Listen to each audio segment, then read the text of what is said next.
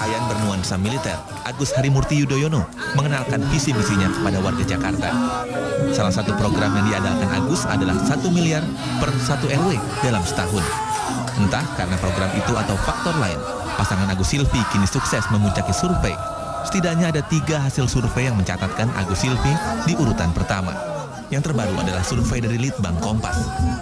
Dengan pertanyaan jika pilkada dilakukan saat ini, pasangan calon mana yang Anda pilih?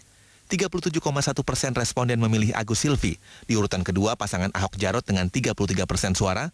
Lalu pasangan Anies Sandi di peringkat 3 dengan 19,5% suara. Tak hanya di survei Litbang Kompas, di survei Poltreking pada November 2016 lalu, AHY Silvi juga unggul atas Ahok Jarot dan Anies Sandi. Agus Silvi meraih 27,92% suara, berbanding 22% milik Ahok Jarot dan 20,42% milik Anies Sandi.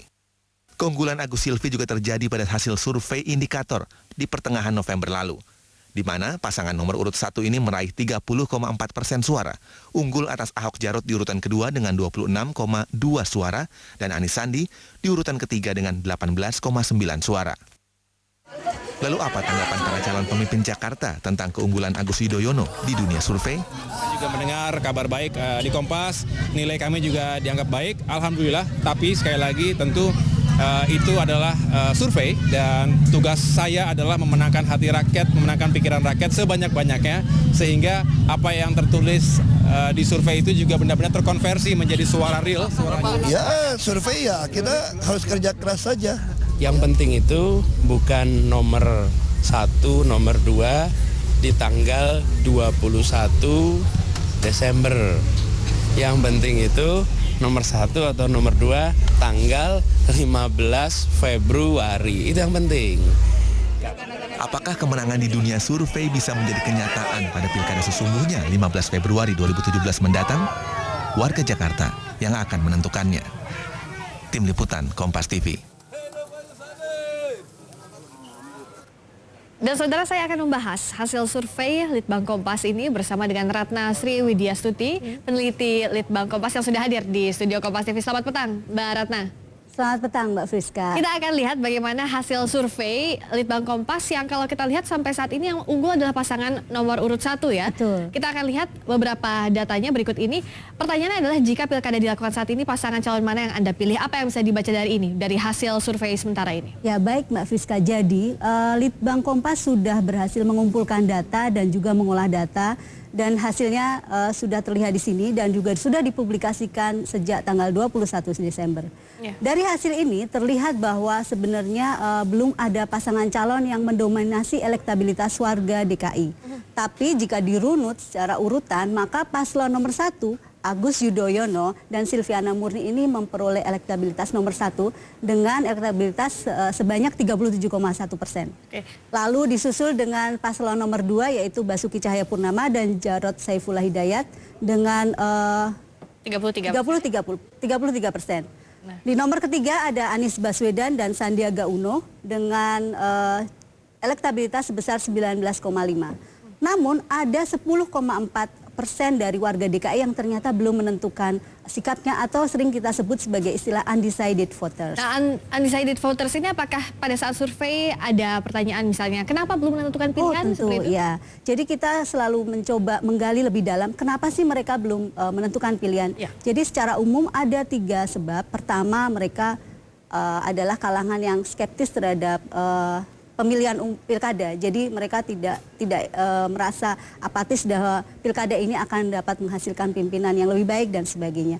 Yang kedua adalah memang mereka belum menentukan sikap, jadi mereka menunggu masa kampanye dan melihat dari visi misi dan semua program yang dibeberkan oleh pasangan calon. Dan yang ketiga ini memang mereka tidak mau mengatakan hasilnya.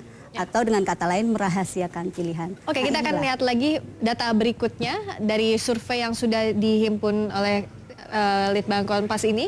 Tapi sebelumnya kita lihat dulu, adakah alasan spesifik misalnya kenapa pasangan nomor urut 1 ini lebih unggul dibandingkan dengan pasangan nomor 2 dan nomor 3? Jadi kalau kita runut lebih jauh, ternyata memang ada latar belakang kenapa warga Jakarta lebih memilih paslon nomor 1, nomor 2, nomor 3. Ya. Nah, Untuk pemilih yang sudah menetapkan hatinya ke pasangan urutan nomor 1, mereka biasanya alasannya adalah karena muda, tegas, kemudian latar belakang militer juga seperti itu. Ada juga yang menarik bahwa mereka memilih paslon nomor 1 ini karena sosok yang baru di mata publik. Nah, sementara untuk paslon nomor 2, mereka lebih suka memilih pasangan Basuki Jarot karena rekam jejak atau kinerja mereka selama 2 tahun ini memimpin Jakarta. Demikian pula warga Jakarta yang memilih Anies, mereka juga memilih Anies karena rekam jejaknya di masa yang lalu. Seperti itu. Kalau kita lihat ini antara popularitas dan kesukaan ini apakah kita katakan sama dengan tadi hasil? Jadi sebenarnya popularitas dan kesukaan ini agak lumayan menarik ya kalau kita kaji. Bahwa di sini terlihat bahwa Basuki Cahayapurnama dibandingkan paling populer ya? Ya betul, paling populer dia dibandingkan dengan calon gubernur yang lain, 88,5%. Demikian juga dengan Jarod Saiful Hidayat yang popularitasnya paling tinggi dibandingkan calon wakil gubernur yang lain, 2 wakil gubernur yang lain. Tapi kenapa mereka tidak mendulang elektabilitas yang tertinggi, tapi malah nomor 2? Itu pertanyaan menarik. Ternyata ini terkait dengan tingkat resistensi warga terhadap pasangan ini. Bisa dilihat dari tingkat kesukaan ini ya? Ya, tapi di balik itu jika kita coba telusuri ternyata berkaitan dengan masalah gaya komunikasi dan juga kasus hukum yang sedang menjerat Basuki. Jadi tingkat resistensinya disebabkan oleh hal itu. Nah, kalau dibandingkan dengan pilkada-pilkada sebelumnya, tingkat resistensi ini seberapa berpengaruh, Mbak Ratna biasanya? Pilkada kali ini memang cukup berbeda dengan pilkada-pilkada yang sebelumnya ya. Jadi Pak Basuki sendiri punya sejumlah tantangan tersendiri untuk mendulang elektabilitas dibandingkan pilkada yang lain. Jadi menurut saya kita akan punya 2 bulan ke depan ini dan angka-angka ini akan terus bergerak termasuk popularitas, kesukaan, melihat perkembangan politik di dalam 2 bulan ini. Kalau bisa kita katakan seberapa ketat memang tadi antara elektabilitas pasangan satu dengan pasangan calon lainnya? Masih seberapa tipis margin? Sebenarnya kalau dilihat dari margin of error dari penelitian kami itu 3,46%. Sebenarnya kedua pasangan calon ini memiliki irisan elektabilitas. Jadi sekitar 33% hingga 36%. Kedua pasangan ini punya peluang untuk mendulang di elektabilitas di angka tersebut. Peluangnya itu di mana?